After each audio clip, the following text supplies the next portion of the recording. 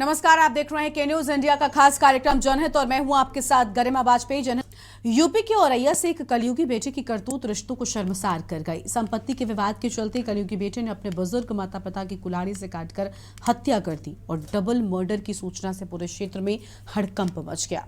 मौके पर पहुंची पुलिस और फॉरेंसिक टीम ने घटनास्थल का निरीक्षण किया। पुलिस मामले की जांच पड़ताल कर रही है। ये रिपोर्ट देखिए। औरैया में कलयुगी बेटे की करतूत, समाज के गिरते मूल्यों का तगाजा, रिश्ते शर्मसार, माँ बाप को कुल्हाड़ी से काटकर मौत के घाट उतारा। दंपत्ति के 3 बेटे, 2 को ही दी थी जमीन। आरोपी बेटे रमाकांत के 2 बेटियां, नहीं था बेटा। जमीन में हिस्सा न मिलने से माँ बाप से था नाराज। औरैया के दिव्यापुर में रिश्ते को शर्मसार करने का मामला चौंकाने वाला है। समाज के गिरते मूल्यों के चलते यहाँ जमीनी विवाद में बेटे ने अपने बुजुर्ग माता पिता की कुल्हाड़ी से वार करके हत्या कर दी। वहीं घटना की जानकारी होते हुए ही पुलिस मौके पर पहुंची और जांच पड़ताल शुरू की।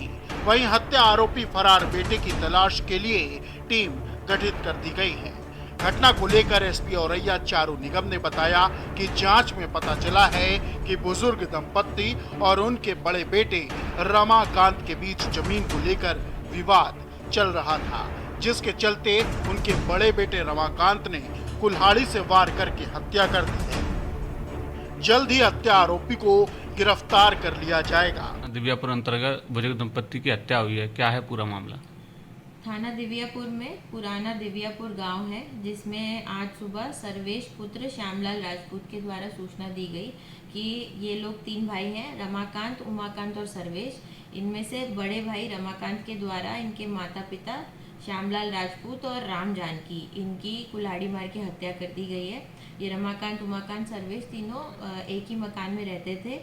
पूर्व में इनके बीच में मनमुटाव के कारण माता पिता ने उमाकांत और सर्वेश के नाम उनकी 4 बीघा खेती कर दी थी, जिसको लेकर इनके बीच में कसीदगी व्याप्त थी। रमाकांत को कोई ज़मीन ना मिलने के कारण अक्सर ये विवाद करते थे। कल रात को माता पिता गांव में जो जानवर बंधे होते हैं उसके पास एक छप्पर में सोए थे। रात का फ़ायदा उठा के इन्होंने अपने माता पिता की हत्या कर दी, जिसमें ये वर्तमान में फरार हैं। इनका सिजरा आदि डिटेल बना के इनकी अरेस्टिंग हेतु टीम्स लगाई गई हैं। मौके से शवों का पंचायतनामा करके दोनों बॉडीज़ को पोस्टमार्टम के लिए मॉर्चरी हाउस भेजा गया है। शेष इसमें विधिक कार्रवाई की जाएगी। छोटे बेटे सर्वेश की लिखित तहरीर पर नामजद अभियोग पंजीकृत किया जा रहा है। बता दें कि थाना दिव्यापुर निवासी बुजुर्ग श्यामलाल राजपूत अपनी पत्नी राम जानकी और 3 बेटे रमाकांत, उमाकांत व सर्वेश के साथ रहते थे। जानकारी के मुताबिक कुछ दिन पहले श्यामलाल ने बड़े बेटे रमाकांत से नाराज होकर 4 बीघा खेती अपने छोटे बेटे उमाकांत और सर्वेश के नाम कर दी थी, जिसके चलते बड़े बेटे रमाकांत का विवाद अपने पिता श्यामलाल से होता रहता था। बृहस्पतिवार देर रात को भी पिता पुत्र के बीच जमीन को लेकर कहासुनी हो गई, जिससे नाराज होकर बड़े बेटे रमाकांत ने कुल्हाड़ी से वार करके अपने पिता श्यामलाल और माता राम जानकी की हत्या कर दी। वहीं जब तक अन्य 2 बेटे घर से बाहर आते, रमाकांत हत्या करके फरार हो गया। क्या घटना घटी है? मम्मी पापा को बड़े भाई ने जान से मार दिया है। काहे से? ऐसी लड़ाई हो गई कि थोड़ी बहुत। परसों FIR दी थी यहाँ, कोई नहीं पहुँचा। कल दोपहर में गाली दिया था, मार दिए गार्डन गए, सीधा तो मार के चले गई। भाई का नाम क्या था? रमाकांत। रमाकांत। अच्छा, तो ये काहे से हत्या की है माता पिता की? आप बता नहीं सकते काहे से की है, कुड़ारी है, काटा है। वहीं गांव के लोगों ने बताया कि श्यामलाल के बड़े बेटे रमाकांत की 2 बेटियां हुई थी। बेटियों की शादी हो जाती तो रमाकांत की जमीन का कोई वारिस न रह जाता। इसी के चलते श्यामलाल ने बड़े बेटे रमाकांत को जमीन में हिस्सा ही नहीं दिया था। गांव में 7 बीघा खेत में 2 भाइयों में सर्वेश और रमाकांत का हिस्सा था और रमाकांत का नहीं था। स्पेशल डेस्क, के न्यूज इंडिया। औरैया में एक बेटे ने अपने बुजुर्ग माता पिता की हत्या धारदार हथियार मारकर कर दी। वहीं आपको बता दें कि उनके छोटे बेटे सर्वेश ने बड़े भाई पर हत्या का आरोप लगाया है। बुजुर्ग दंपति एक झोपड़ीनुमा घर में रहते थे। वहीं आपको बता दें कि रामलाल के 3 पुत्र थे, उमाकांत, रमाकांत और सर्वेश। तीनों में अलग अलग घरों में बंटवारा कर कर बुजुर्ग दंपति एक झोपड़ीनुमा घर में रहते थे। उनकी देखभाल उनका छोटा बेटा सर्वेश करता था। वहीं ग्रामीणों ने बताया कि बुजुर्ग दंपति के 3 बेटों में हत्यारोपी सबसे बड़ा बेटा था, जिसके 2 बेटियां थीं और बेटा नहीं था। बुजुर्ग दंपति ने इसलिए उसे जमीन में हिस्सा नहीं दिया था कि बेटियों की शादी के बाद उनकी जमीन का वारिस उनका दामाद होगा। इसलिए हिस्सा न देने पर उनके बड़े बेटे ने बुजुर्ग दंपति की सिर में कुल्हाड़ी मारकर हत्या कर दी। वहीं आपको बता दें कि बीते दिनों 1 बीघा जमीन को बेचा गया था, जिसमें रामलाल ने अपने 2 छोटे बेटों को उस पैसे में हिस्सा दिया था। बीते 2 दिन पहले भी बड़े बेटे का झगड़ा उनके माता पिता से हुआ था। बीती रात में बुजुर्ग दंपति झोपड़ीनुमा घर में सो रहे थे, तभी उनकी धारदार हथियार मारकर हत्या की गई। सुबह जब छोटा बेटा सर्वेश टहलने गया तो उसने देखा कि उनके माता पिता का शव घायल अवस्था में एक तख्त पर पड़ा हुआ देखा। सर्वेश भागता हुआ जब बड़े भाई के घर पर गया तो बड़ा भाई फरार मिला। आनन फानन में सर्वेश ने पुलिस को सूचना दी। औरैया एसपी चारू निगम समेत कई थानों का फोर्स मौके पर पहुंच गया। वहीं ग्रामीणों ने बताया कि जमीनी विवाद को लेकर काफ़ी दिनों से बड़े बेटे और माता पिता में झगड़ा चलता आ रहा था। वहीं एसपी चारू निगम ने बताया कि छोटे बेटे सर्वेश की तहरीर के आधार पर बड़े बेटे की पत्नी को पूछताछ के लिए हिरासत में ले लिया गया है। शव को कब्जे में लेकर पोस्टमार्टम के लिए भेजा गया है। हिदायतन गांव में फोर्स की तैनाती कर दी गई है।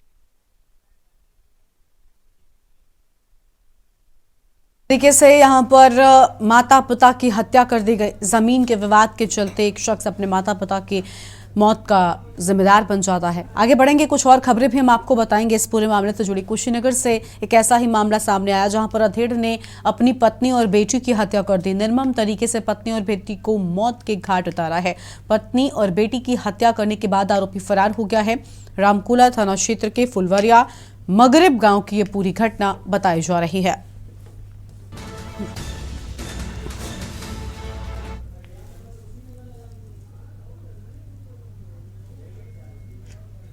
तो पत्नी और बेटी की हत्या करने के बाद ये शख्स फरार हुआ और यह अहम खबर आपको हम बता रहे हैं।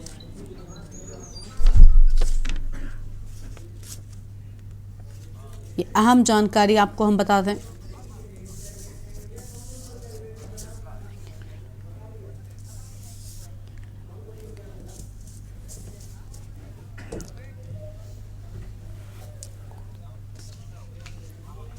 तो अधेड़ ने पत्नी और बेटी की हत्या की। दामाद पिता की गोली मारकर निर्मम हत्या हुई है। अलग अलग जगहों पर रिश्तों को शर्मसार कर देने वाला ये मामला सामने आया है। बेटी की करतूत से एक तरफ रिश्ते शर्मसार हुए हैं,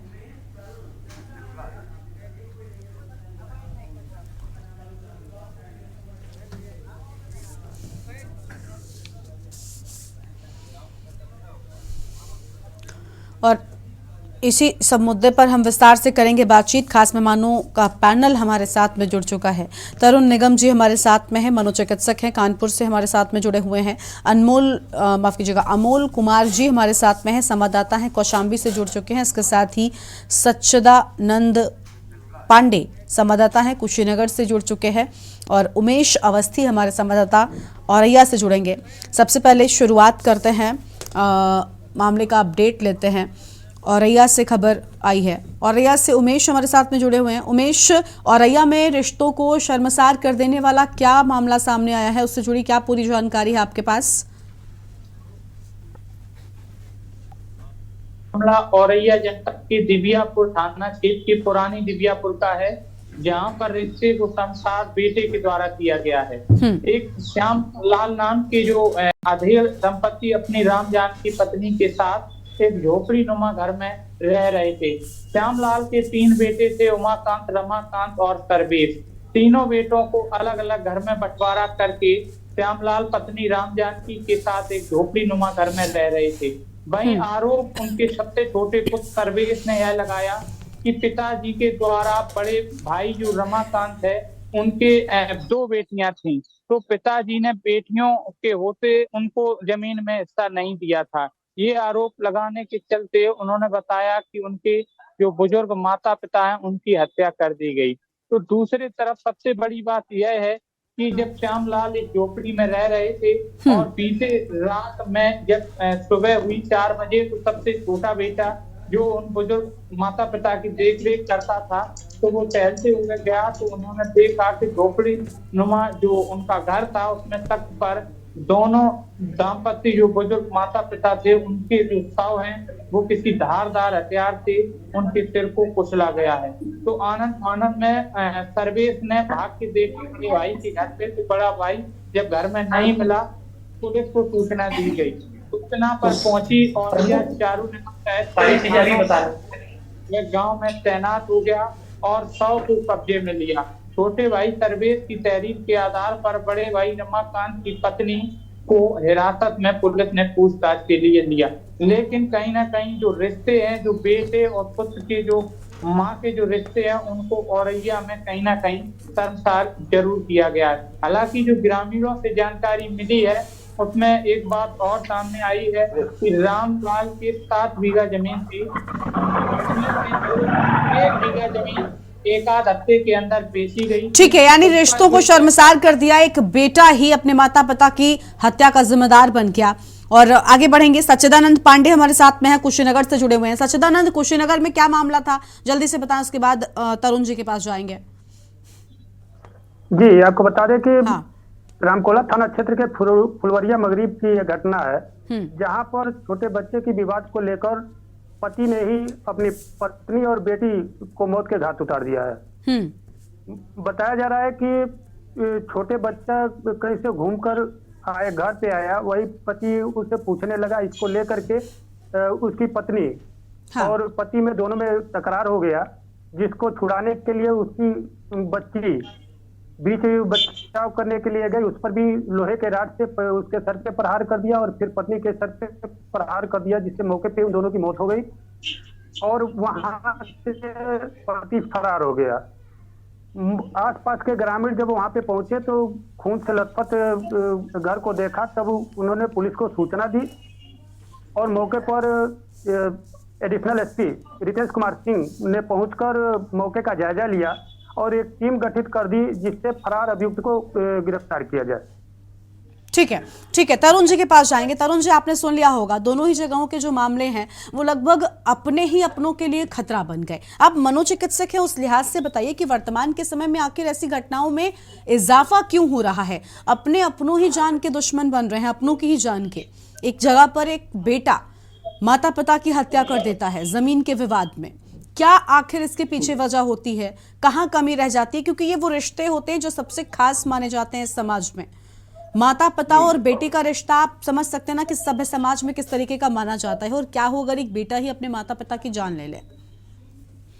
जी, मैं इसके बारे में देखिए ये बोलना चाहूंगा कि गुस्सा एक नॉर्मल इमोशन भी है, और जैसे उदासी है, जैसे कि प्यार है, मोहब्बत है ना, तो गुस्सा भी एक नॉर्मल इमोशन है जो लोग एक्सप्रेस करते हैं या लोग बताते हैं जब वो नाराज होते हैं किसी बात से।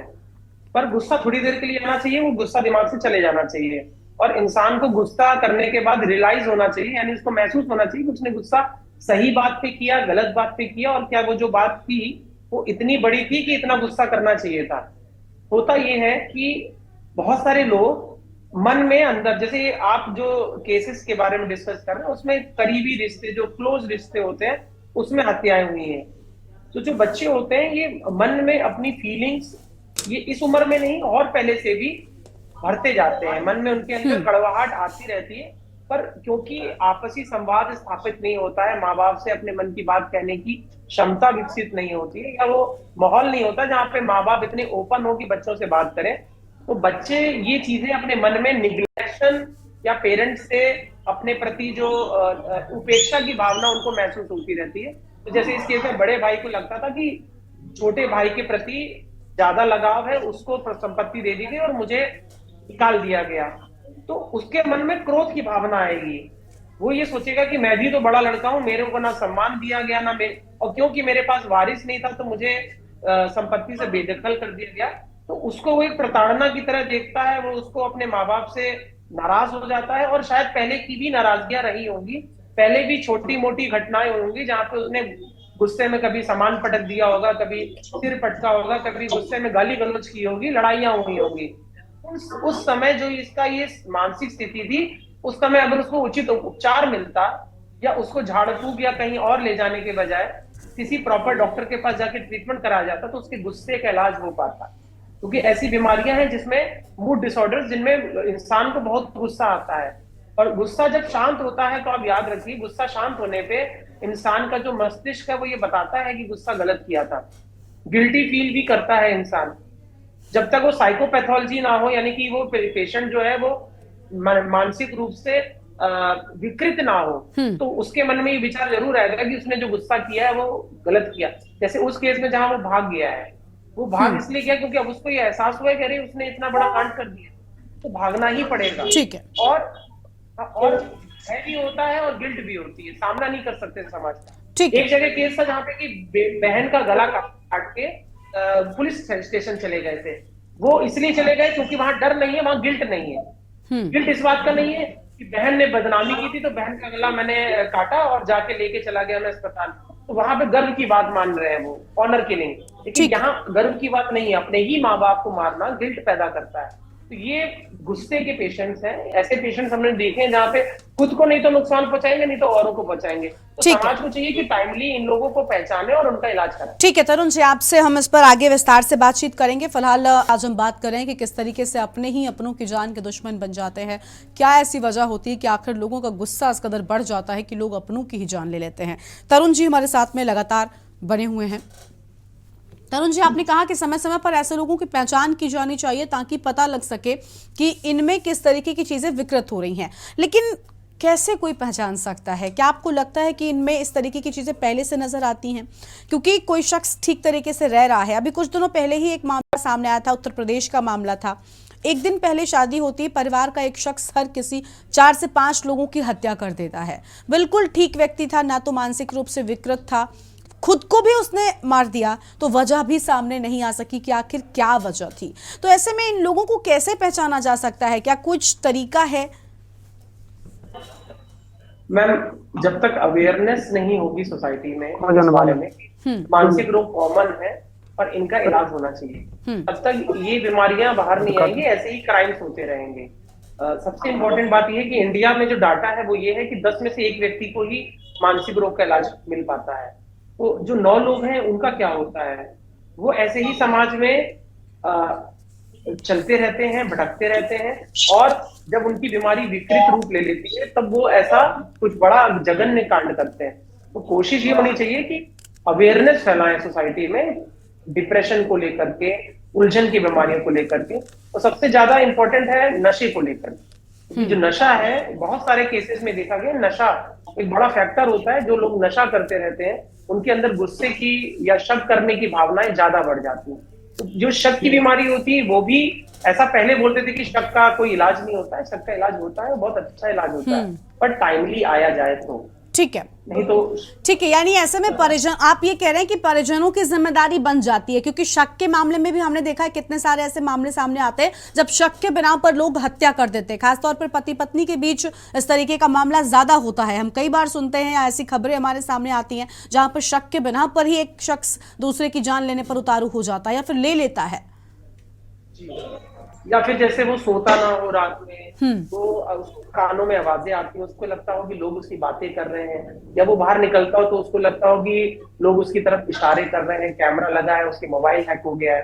तो ऐसे भी पेशेंट्स होते हैं, वो नॉर्मल दिखते हैं, उनकी इंटेलिजेंस अच्छी होती है, लेकिन उनका ब्रेन के अदर एरियाज है वो फंक्शन नहीं कर रहे होते। उनके दिमाग के मस्तिष्क के अलग अलग विभाग होते हैं जो अलग अलग कार्य कर रहे होते हैं। तो बोलना ठीक होगा, हो सकता है कपड़े ठीक से पहनते हो सकता है कार्य भी ठीक करते हो, लेकिन जहां सामाजिक होना हो वहां पे वो ना हो पाते हो, या जैसे गुस्से को कंट्रोल करना हो वो ना कर पाते हो। तो जो नॉर्मलसी है ब्रेन की, वो डिफरेंट एरियाज में एक्सप्रेस होती है, अलग अलग क्षेत्रों में दिमाग कार्य करता है। तो हो सकता है आपको जो लगे कि ये नॉर्मल है, लेकिन वो बाकी क्षेत्र में नॉर्मल नहीं है। दोस्त ना बना पाना और सो ना पाना ठीक से, सबसे इंपॉर्टेंट तो नींद। जब मानसिक रोग चालू होता है तो नींद खराब होती है, और बहुत सारे लोगों को गैस बनना, तो ऐसा लगना कि शरीर में अंदर चीजें खराब हो रही है, ऐसा महसूस होता है।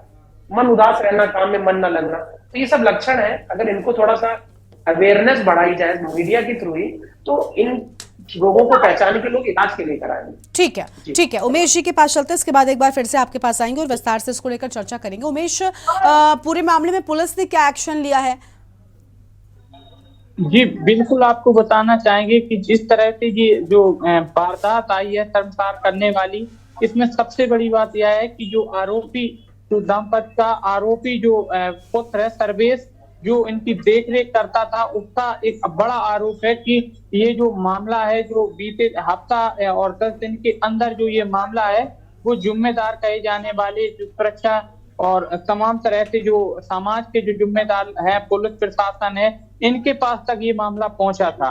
कहीं ना कहीं जब पारिवारिक मैटर में जब 1 बीघा जमीन बेची गई थी, तो जो विवाद था, जो मामूली कानूनी का विवाद था, जो कहीं ना कहीं सुरक्षा के लिए या न्याय के लिए प्रशासन तक, सरकार तक, जो सरकार के जो पुलिसकर्मी है थाने और तक, वहां तक जरूर पहुंचा था।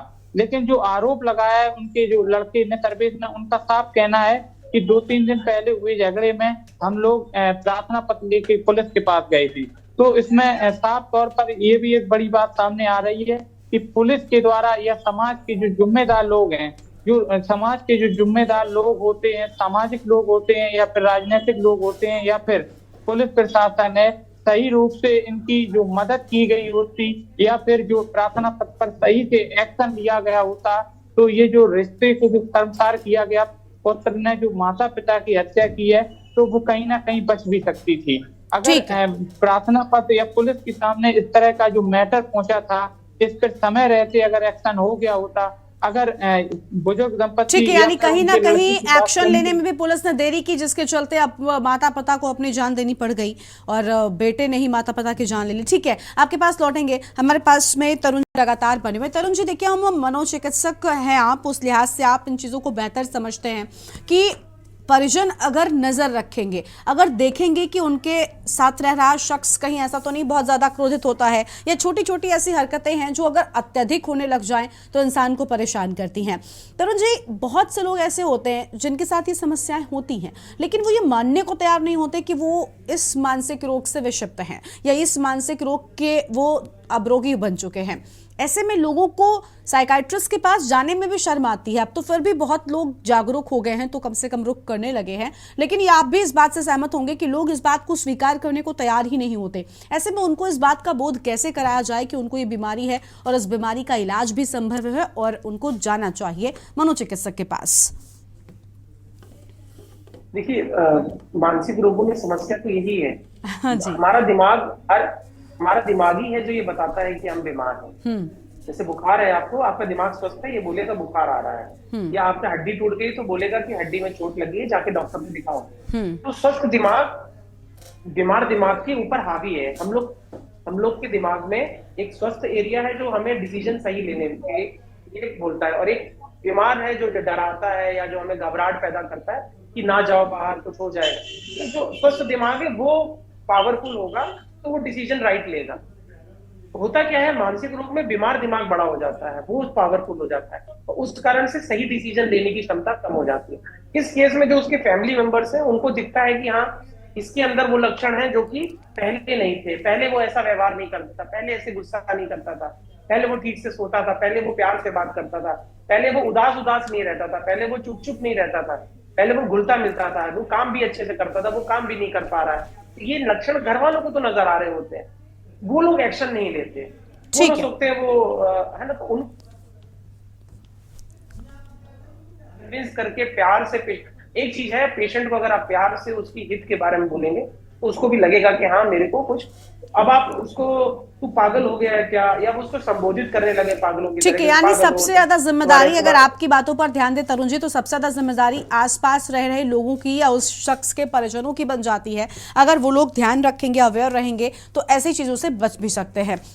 बहुत शुक्रिया तरुण जी आपका हमारे साथ जुड़ने के लिए, अपनी बात इस कार्यक्रम में रखने के लिए। उमेश आपका भी शुक्रिया हमारे साथ जुड़ने के लिए, अपनी बात यहाँ पर साझा करने के लिए। तो जनहित में हम बात कर रहे थे कि किस तरीके से कुछ मानसिक रोगी बन चुके हैं लोग, जो अपनों की ही जान के लिए खतरा बन गए हैं। तो इस कार्यक्रम में फिलहाल इतना ही।